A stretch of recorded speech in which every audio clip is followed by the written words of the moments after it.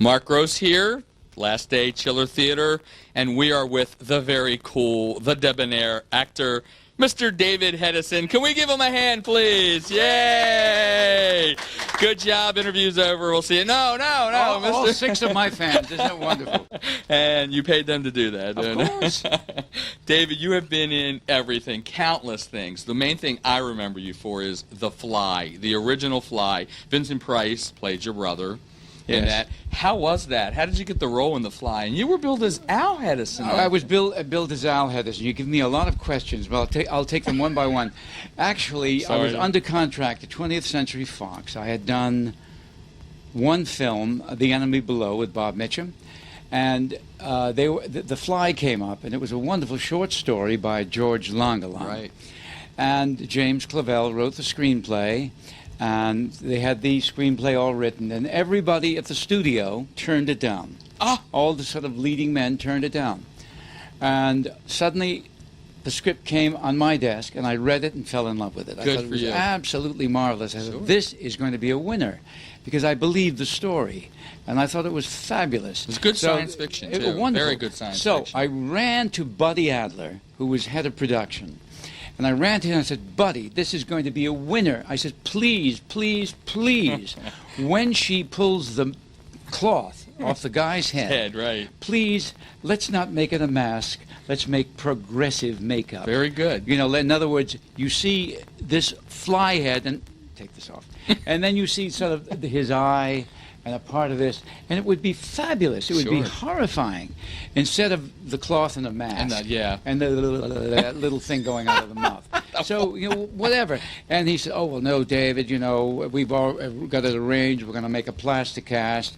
And I said to Ben Nye, who was the makeup artist, I said, Ben, can't we do progressive makeup? He said, gee, he said, do you want to come in at 4 o'clock for makeup? I said, yes, I'll come in at 3 o'clock to do it, to make it really wonderful. And, of course, Jeff Goldblum did it. Of course. You know, with all the things. With the updated version, they did it with him. And he was terrific. Yes. Yeah, absolutely. So that's how it came about. Now, what was the next question? Well, I wanted to know how you got your role in that. How did you, when that came across your desk, did you decide, well, this is it? Oh, absolutely. I got the screenplay that was in Playboy magazine.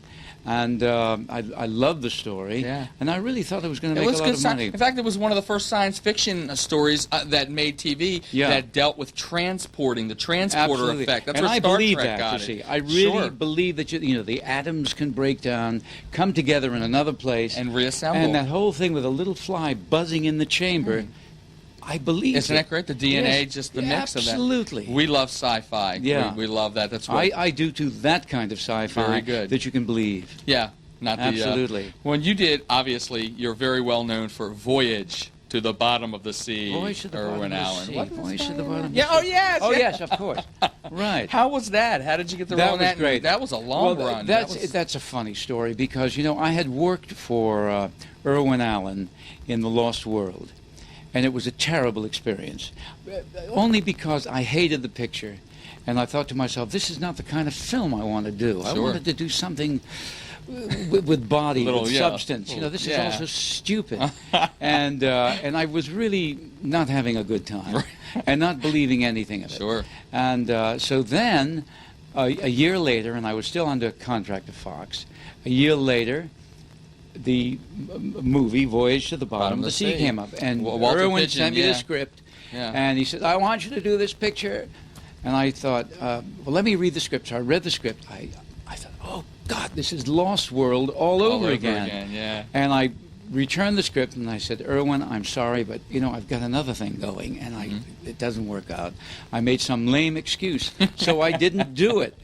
And then I saw the picture, and I thought, thank God. I just didn't like the film. And it made a lot of money, of course. It did. I remember they had the thing, the Earth was covered, and then they had to figure out how to get, they thought it was going to be it, and everybody was going to die. And, all that. So then, a year passes, now the television series comes along, Voyage to the Bottom of the Sea.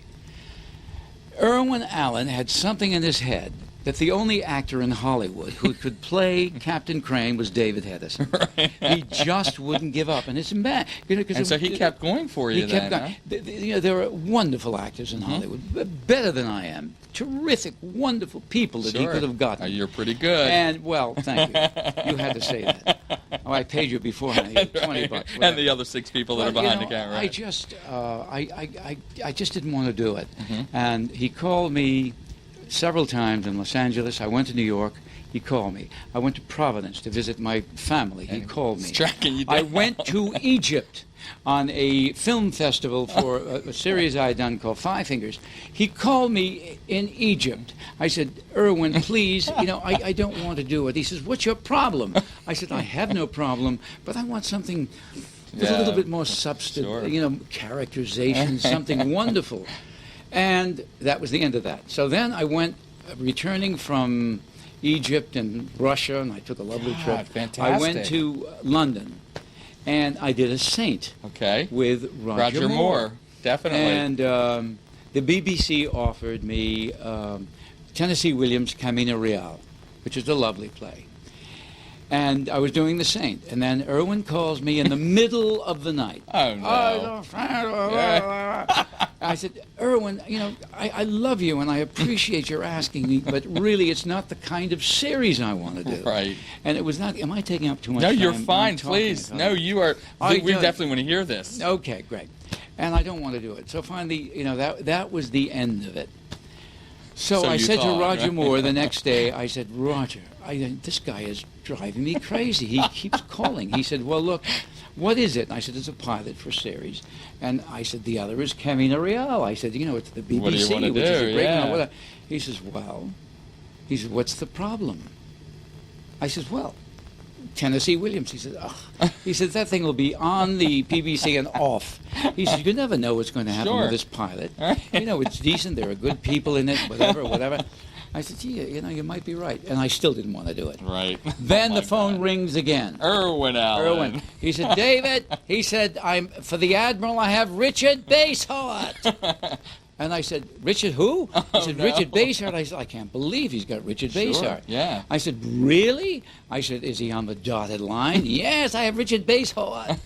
So I thought, well, God, Richard Basehart. Richard Basehart can do it. I certainly can do it. So I said, okay, Irwin, you got a deal. So I flew back. Now this was September 23rd.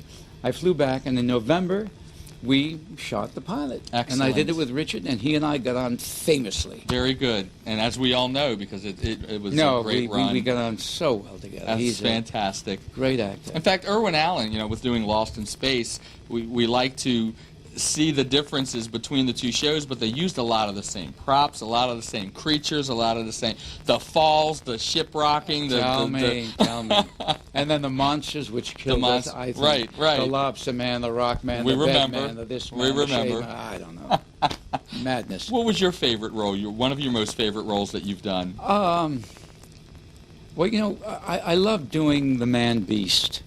That was the one where he turned into a werewolf. Sure. I just thought it was a lot of fun. Right. And there was a stunt man, and I wouldn't let him come in, and I wanted to do the whole thing myself. And I did, and I had great fun doing it. Good for you. It was just great. Very good. And then there was one called The Phantom with Alfred Ryder. Right. And it was so popular, they made another one called Return of the Phantom. Excellent. So that was great fun, yeah. So what are you doing now in your personal life? What do you like to do for What I like to fun? do, well, for fun, I mean, never mind fun. For work, I just finished a film with... oh God, help me! Jill Gerard and Barry. Help me. Who is it? Barry Newman. Barry Newman. Right. Hey, Barry Newman. And we did a lovely film called Fugitive Mind. And that should be out in the fall.